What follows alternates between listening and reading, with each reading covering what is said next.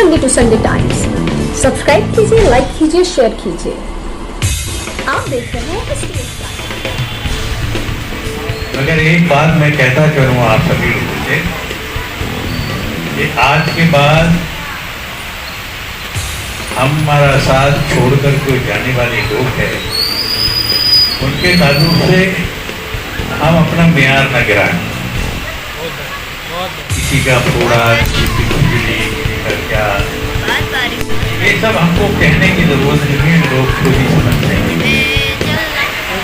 हम उनका बार बार जिक्र करके उनको क्यों बड़ा बनाएं। जो नहीं हमारे साथ चल पाया, सफर में कई लोग अपने साथ चलते हैं, जो थक जाते हैं वो उतर जाते हैं, या जो इस काबिल नहीं होते हैं वो हमारे साथ चलते चलते पीछे हो जाते हैं। आज एक खुशी का मौका है, नाना पाटोले जो हमारे अध्यक्ष हैं, उनके जन्मदिन हम सब मना रहे हैं यहाँ पर। एक ऐसा लीडर, लोग अपने इलाके के अंदर किसी फिल्म स्टार को देखने के लिए बाहर आते हैं। हमने अध्यक्ष ऐसा पाया है कि उसको देखना लोग चाहते हैं।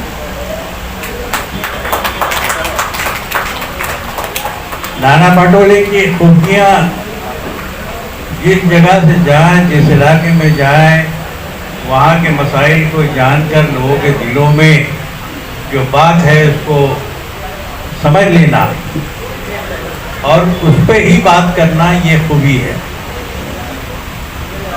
किसानों की बात आए तो किसानों का नेता, मजदूरों की बात आए तो मजदूरों का नेता, अक़लियत की बात आए तो भंडारा शहर के अंदर आपने पढ़ा होगा कि आज उन्होंने इतनी बड़ी लाइब्रेरी बनाई है मुसलमानों के लिए। एक मुस्लिम तंजीम को जो 5 लाख रुपए मांगने के लिए आ रहे थे, उनको 25 लाख रुपए दे के तामीर किया। जिस तरह मुसलमानों की बात पे वो काम करते हैं, इस तरह दूसरी कौम और मिल्लत के लोगों के लिए भी काम करते हैं। जो कांग्रेस, जिसको कांग्रेस कल्चर कहते हैं, उस कांग्रेस कल्चर को अपना के सभी लोगों के दरमियान में अपना मकाम बनाने वाले लोग हमारे साथ हैं। यह खुशी है। आज उस नेता का हम जन्मदिन मना रहे हैं।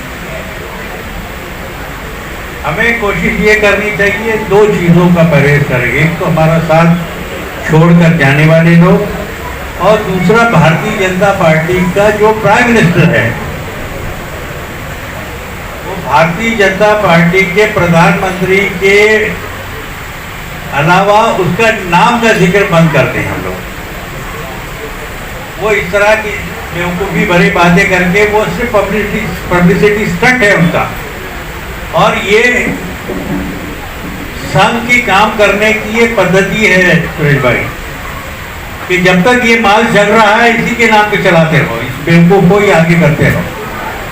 तो ये पपेट है, और असल जो है इनके हेडक्वार्टर से ये सारी मुसलमानों के खिलाफ तहरीकें चलती है।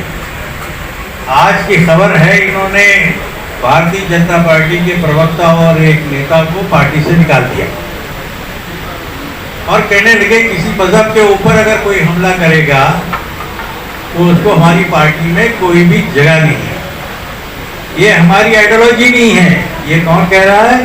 भारतीय जनता पार्टी कह रही है।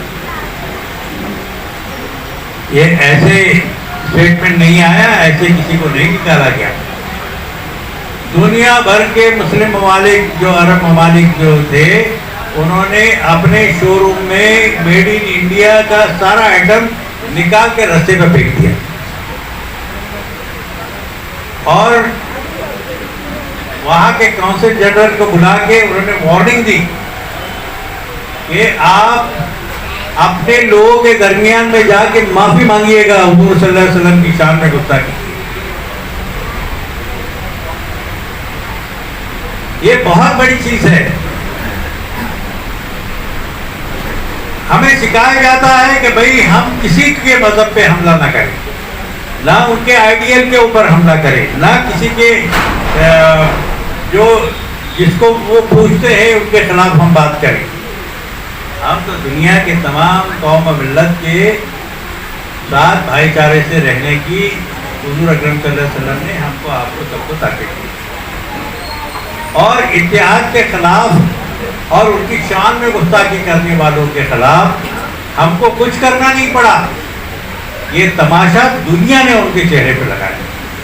2 दिन पहले अमेरिका ने एक स्टेटमेंट इशू किया है, जो उनका सर्वे रिपोर्ट है कि पिछले 1 साल से हिंदुस्तान में अक़लियत के ऊपर हमले हो रहे हैं और अक़लियत के खिलाफ तहरीक चल रही है। मैं इसलिए कहने जा रहा हूँ आप सभी लोगों से, क्योंकि ये माइनॉरिटी डोमिनेटेड एरिया है भिवंडी। हमारा ज़्यादा फर्ज बनता है कि हम अपने आका सल्लल्लाहु अलैहि वसल्लम की तौर तरीके को अपनाएं, और जिनका जिक्र आप कर रहे हैं कि जो हमारा साथ छोड़ के गए और जो 10% और 15% की आप बात कर रहे हैं, तो ये हराम के ताल्लुक से इस्लाम में जिक्र इस बात का है कि एक पैसा हराम का आपके हलाल कमाई में शामिल हो जाए तो 7 नस्ल तक आप उसको दुरुस्त नहीं कर सकते। आप 7 नस्ल में ये हराम का खून दौड़ता रहेगा, इसलिए हमको मना किया गया है। और जो ऐसे लोग हैं, मुनाफिक का जिक्र कहाँ किसके लिए किया गया है? हम ही लोगों के लिए किया गया है ना। कि जो नाम तो है बाप के, मुस्लिम के घर में पैदा हुआ इसलिए मुसलमान नहीं होता। ये सारी चीजें परहेज करने के लिए आज हम सब लोग इसी महफिल में कसम ले कि इंशाअल्लाह जिंदगी के किसी भी मौके पर हमारे हाथ में लाखों की दौलत लगे और उसमें हराम अगर हो तो हम उससे परहेज करें, हम उसको इनकार करें, तभी ये कांग्रेस का एक मॉडल शहर बन सकता है। और जितने काउंसिलर यहाँ पर है, और हम सब वादा कर रहे हैं जावेद कि हम मेयर बनाएंगे यहाँ। हमारी शहर कांग्रेस कमेटी के जरिए हम म्युनिसिपल कॉर्पोरेशन पे कब्जा करेंगे। तो हमारा यहाँ का 5 साला काम जो है उसकी मिसाल सारे हिंदुस्तान में लोग देख कि ये कॉर्पोरेशन में ना अंडर टेबल कोई बात होती है और ना किसी गरीब आदमी के मकान दुरुस्त करने पर काउंसिलर पैसा मांगता है, और ना हम किसी के पास से हराम का एक पैसा लेना चाहते हैं। तो रिश्वत से पूरी तरह पाक ऐसी म्युनिसिपल कॉर्पोरेशन हम आज के वक्त में कसम खा के बनाए। मैं समझता हूँ कि मैं आपको इसलिए बताना चाहता हूँ कि हम लोगों को घर में हमारी वालिदा बचपन से इस तरह की तरबियत दिया करती थी, और बार बार ये हम लोगों से कहा जाता था, जबकि हमारी कमाई का कोई मतलब ही नहीं था, हम तो बच्चे थे। और वालिदा हमको बचपन से ये बताती थी कि 1 रुपया हमारे कमाई में अगर हराम का शामिल हो जाएगा तो तुम्हारी आंखों की शर्म खत्म हो जाएगी। तुम हमारे सिर्फ नाम का इस्तेमाल करोगे और सारी जिंदगी तुम्हारी नस्ल जो है वो दुरुस्त नहीं हो पाएगी। इसलिए तुमको अपनी जिंदगी में इस चीज का परहेज करना पड़ेगा।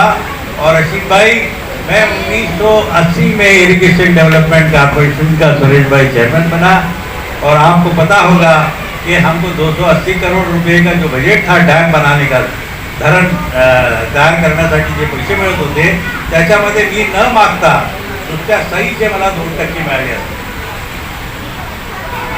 न मेरे घर तक कभी लाल बत्ती की गाड़ी आई और न ही ताम झाम मेरा रहा। 1980 में भी नहीं रहा, और माइनॉरिटी कमीशन का मैं चेयरमैन रहा तारिक साहब, तो मैंने अपने घर के दरवाजे तक कभी लाल बत्ती की गाड़ी मैं लेकर नहीं गया।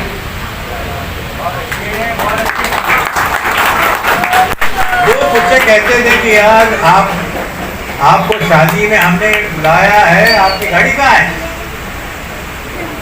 तो हम कहते थे गाड़ी तो नहीं लाया, फिर बोले आप क्यों आए? गाड़ी के लिए, यानी दावत मुझको गाड़ी के लिए दी जाती। बॉडीगार्ड गवर्नमेंट ने दिया था, तो मेरे साथ तो घर पे मैंने खुद जाके आर पाटिल से कहा कि चाय सुबह मुझको नहीं मिलती है, ये बॉडीगार्ड को चाय पिलानी पड़ती है। और मेरी पूरी फैमिली जो है एक हफ्ते का जो खाती है, तुम्हाला माहीत असेल की शिपाई म्हटल्यानंतर तो आठवड्याच्या माझ्या घराचं जेवण स्वतः एका दिवसामध्ये करायचा, यानी एक दिन में वो मेरे हफ्ते भर का राशन खत्म करता था। मैंने कहा मैं गरीब आदमी हूँ, मेरे ऊपर ये सब मत ला दो, मेरे पास कोई और जरिया नहीं है कि मैं ला के इनको भी खिलाऊं। बोले खाने के लिए जहाँ हम जा रहे हैं वो पीछे दो आदमी खड़े, तो रशीद भाई जैसे शरीफ आदमी मेरे पास बैठ के बात भी नहीं कर सकता।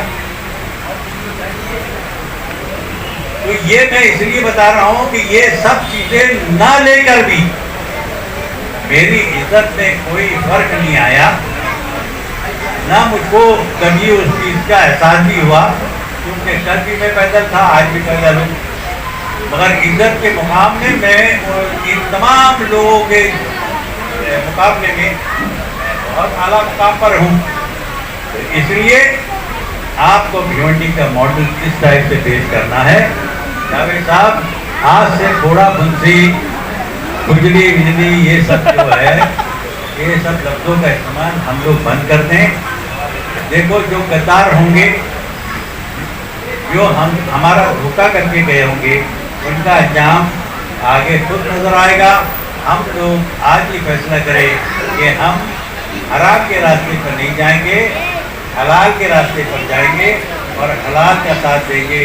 अल्लाह ताला हम सब लोगों के जो नियत को मानता है, हमारी नियत को समझता है और वो गैब के हाल को जानता है। वो जबान पे एक दिन में एक अंदर एक ऐसा काम हम लोगों के लिए नहीं है। जिसको है उसको मुबारक हो, वो करता रहे, मगर हम नियत करके आगे चलेंगे तो इंशाल्लाह जीत हमारी हो।